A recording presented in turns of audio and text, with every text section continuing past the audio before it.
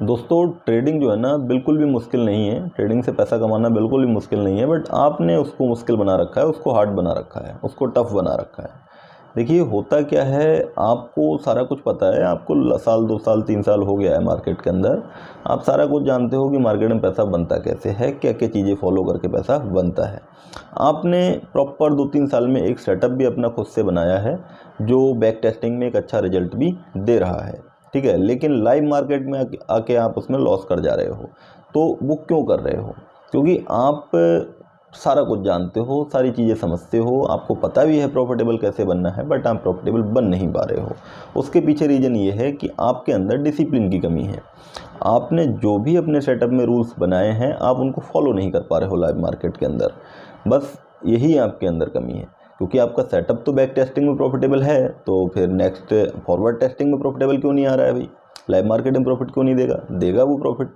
लेकिन आप एक सेटअप पे जब आप काम कर रहे हो, आपने 10 ट्रेड भी आप उस पर नहीं ले पा रहे हो, आपको दिखता है यार 5-6 दिन लॉस हो गया तो छोड़ो, कोई नया सेटअप पकड़ लेते हैं।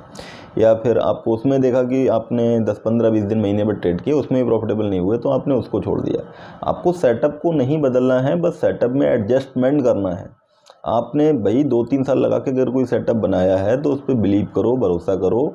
उसके बाद उसको लाइव मार्केट में जब आप अप्लाई करो तो आप देखो कि आपको लॉस हुआ, ठीक है, बट लॉस हुआ तो हुआ क्यों? क्या रीज़न रहा? क्या इसमें एडजस्टमेंट की ज़रूरत है? कैसे इस सेटअप को और अच्छा बनाया जा सकता है? इस चीज़ पे काम करो। 5-6 महीने तक लगातार आप उस सेटअप से काम करो। कम से कम 100 या 150 ट्रेड, आप 200 ट्रेड उस सेटअप से लो। उसमें जो भी कमियां हैं उनको दूर करो, उनको एडजस्ट करो और प्रॉपर अपने रूल्स को फॉलो करो। आप देखेंगे कि आपका एक ही सेटअप आपको प्रॉफिटेबल बना देगा, और ये गारंटी है कि आपको वही सेटअप प्रॉफिटेबल बनाएगा जिस पे आपने साल 2 साल काम किया है।